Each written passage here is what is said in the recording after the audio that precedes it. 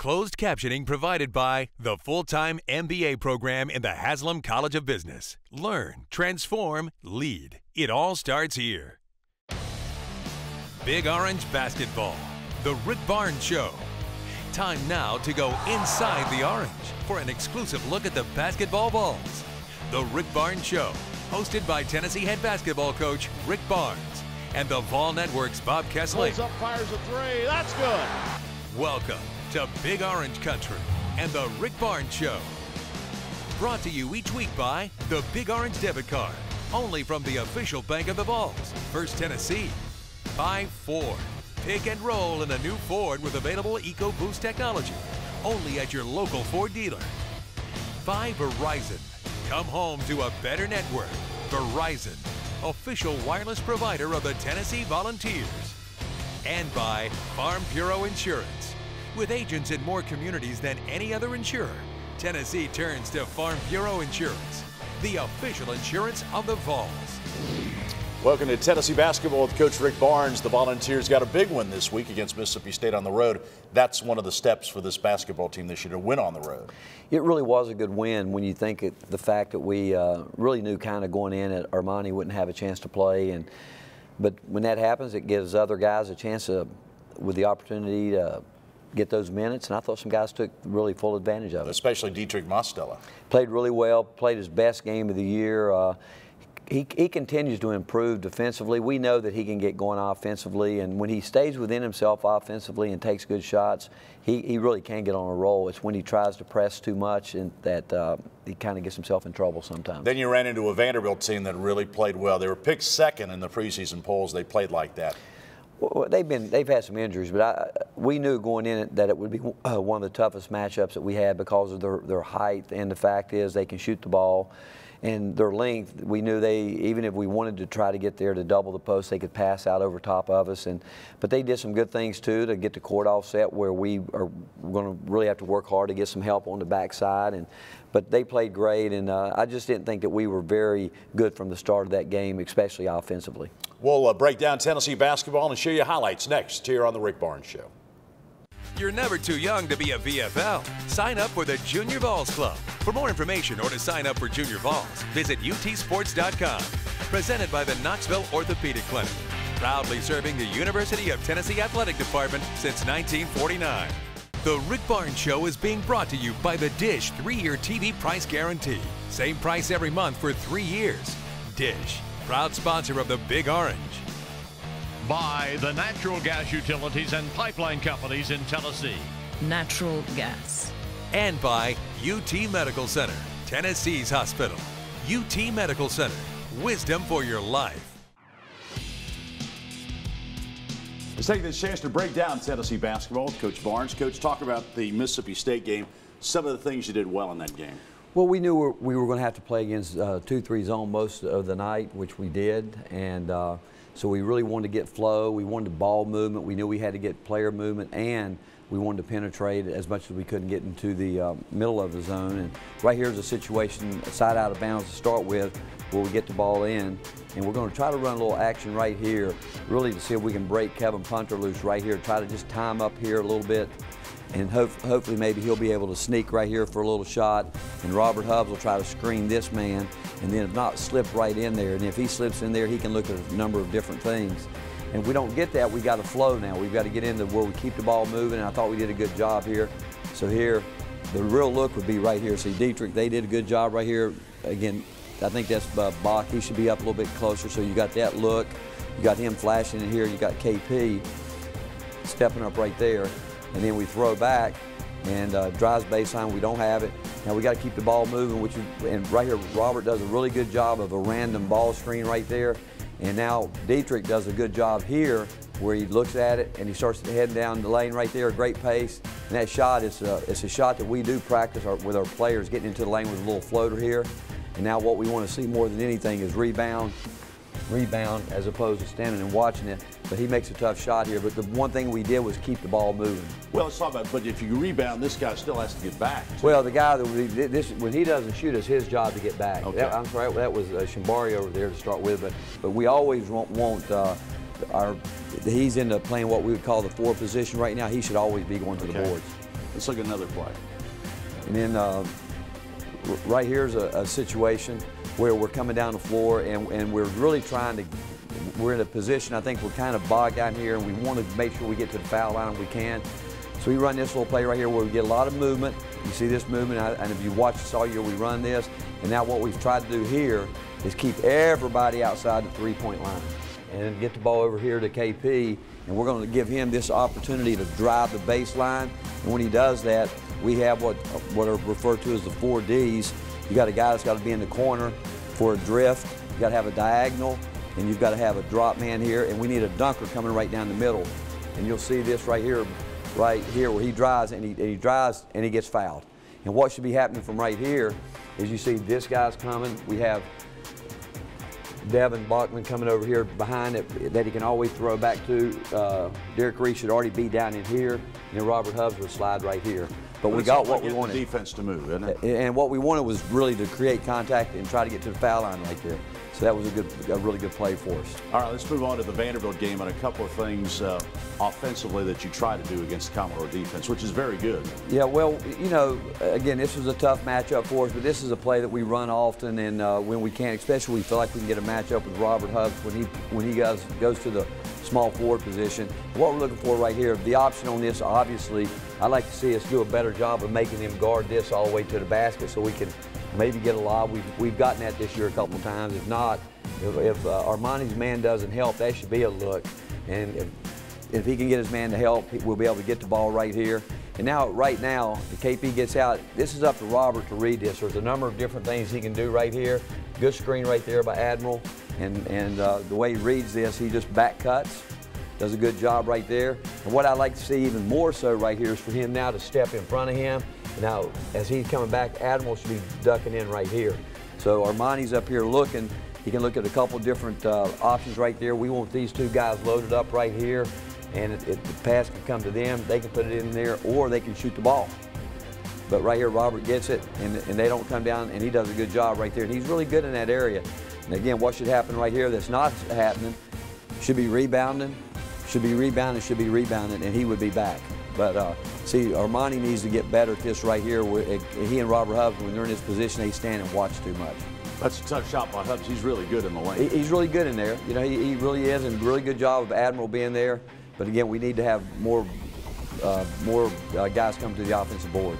Now, this is a subtle play as you're coming down the floor a little bit. This is our transition. You know, what we want 3 guys across the baseline right there as quick as we can, and really we want them 3 across there, and we want to open up the floor. We want to try to keep the ball in the middle as much as we can, and Armani's creating what we call a little traffic right here. I'm sure, you know, again, he really can't just run over the guy, but now you see the floor is wide open, right through here. It's wide open, and so it's up to KP to read it and watch him come in here.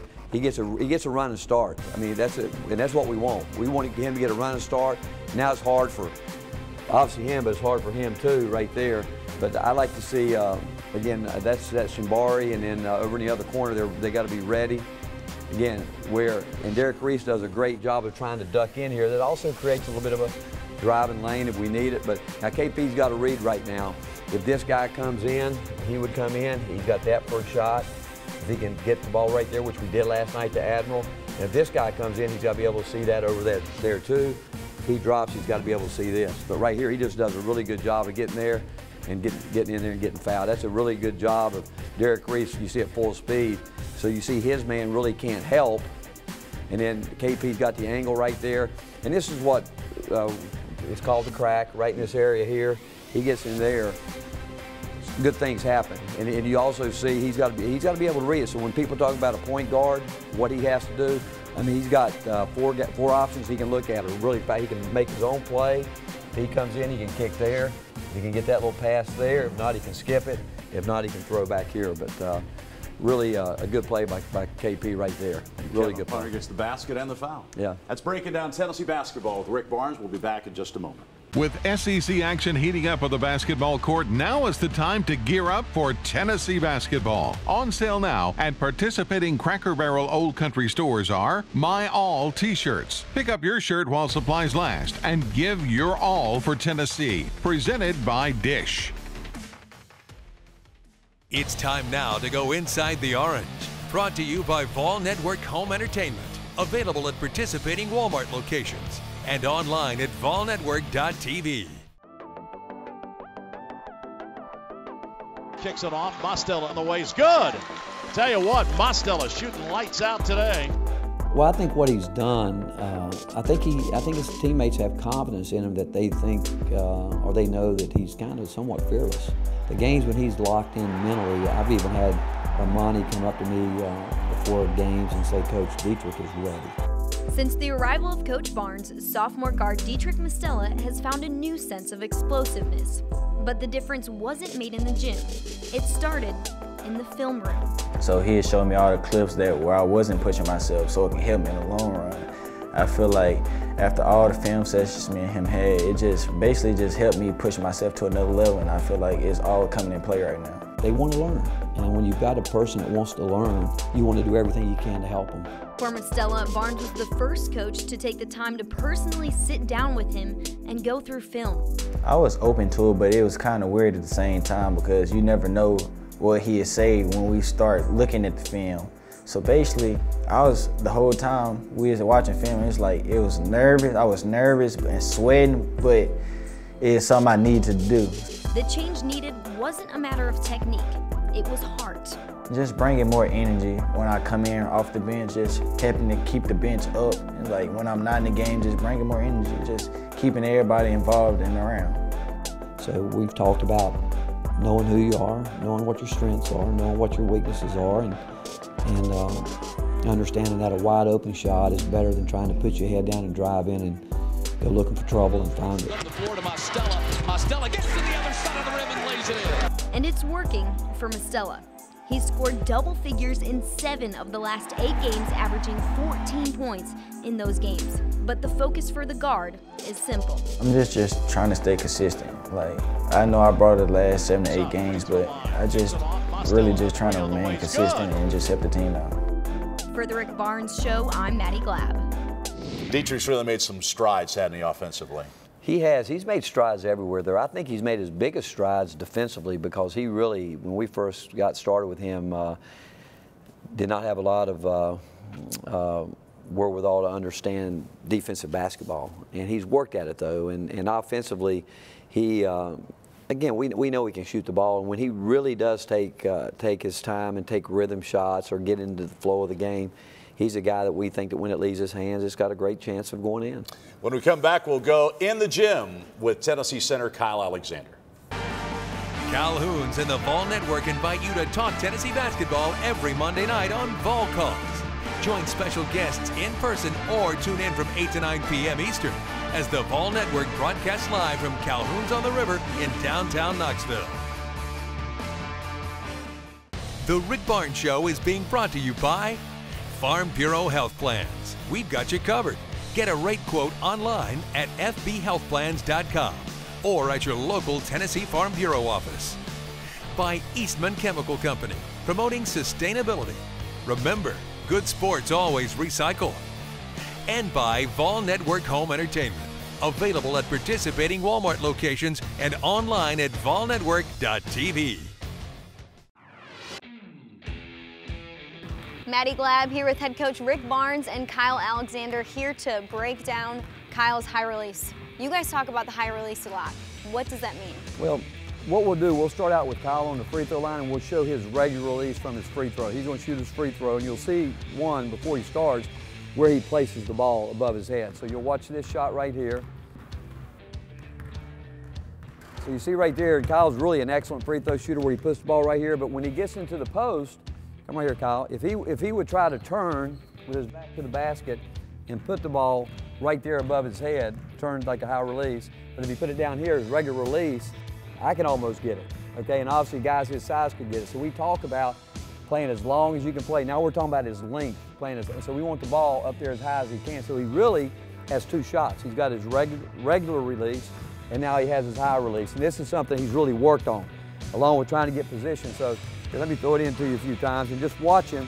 And the technique that he has to try to do is if he got the ball right there, pass from the wing, if he turns all the way around this way to shoot it and exposes the ball right here when he turns, I can get the ball away, take it away from him. So what he's trying to do, by the time he's facing the baseline, he wants that ball over his head up here. So while I'm trying to catch up, I got to try to get up there. So the technique would be when he catches the ball and he turns, by the time he faces the baseline, he wants 10 toes really facing the baseline, and he'll finish his turn in the air. Okay, let's see what you got. You gotta get up quicker. Gotta get the ball up quicker. Then, obviously you say, well, what happens if they take that side away? Now we try to get him, again, shimmy. He might look this way, shimmy this way. He can do it with a dribble. He can do that with a dribble. If not, into his high release jump hook. Get the jump hook. Good. Come on, get it up quick. Come on, get it up quick. Quick. What questions do you have for Kyle? Did you come in with the high release, or is this something that you've learned since you've gotten to Tennessee? It's something that I started picking up since I got here in May, you know, for the summer session. It's something I didn't have before. Is it tough to match the footwork with the way you're moving the ball and trying to juke somebody out and get it as high as you can? That's more muscle memory. You just got to get used to the way of movement, but I'd say the most difficult part is getting it off when you have a defender on you. And this pays off in a game if he executes it perfectly. How? Well, it does. One, he's got great hands, and he's going to be an excellent shooter, and he is already a good shooter. His problem is, one, he's only been playing basketball a little bit over 2 years. Physically, he's going to continue to get better, and that's going to take his game to a whole different level.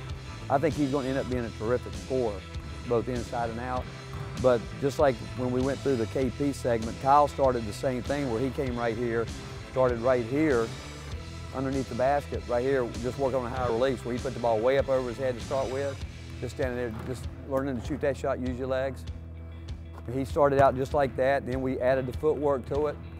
But you see, and then he'll work on this part of it, then we'll move it around, like he might just stand here, stand like this, and then shoot it sideways, just working on breaking down the shot, getting it really high. So those are things that, again, we're just still working on with him. And a high release is going to add a lot of length to his game. Well, it's going to allow him to use his reach.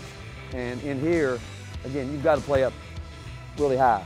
And for a guard, Kevin Punter has a great high release in the mid-range area where he really gets the ball way up over his head. Kyle Alexander working on that high release since he's got here at Tennessee. Timeout to check the stats. Brought to you by Dish. Dietrich Mastella has hit his stride as a Tennessee Volunteer. Check the stats. The sophomore guard has had double-digit scoring results in 7 of his last 8 games. He's averaging 14 points per game over that span.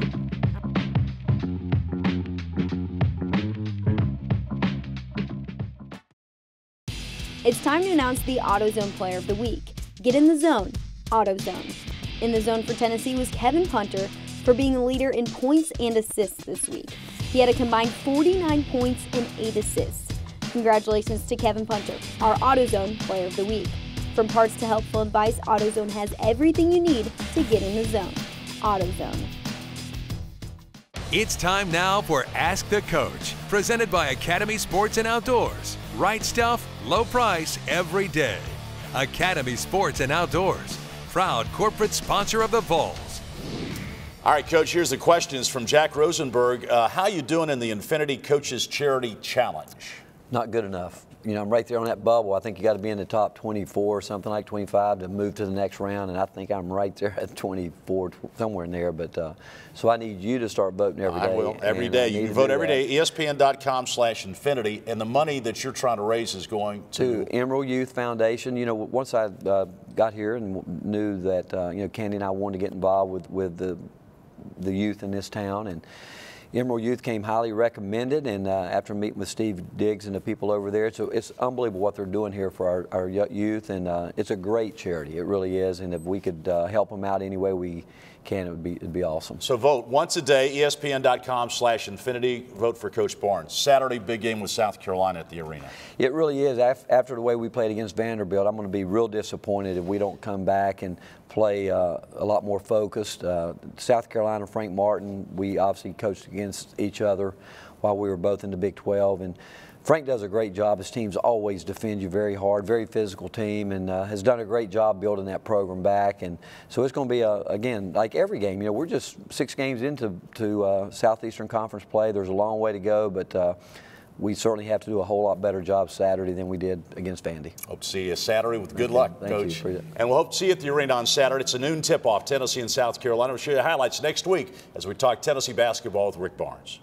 This has been a presentation of the Vol Network, produced by IMG, the world's premier sports media and entertainment company, produced at the Hand Digital Studio.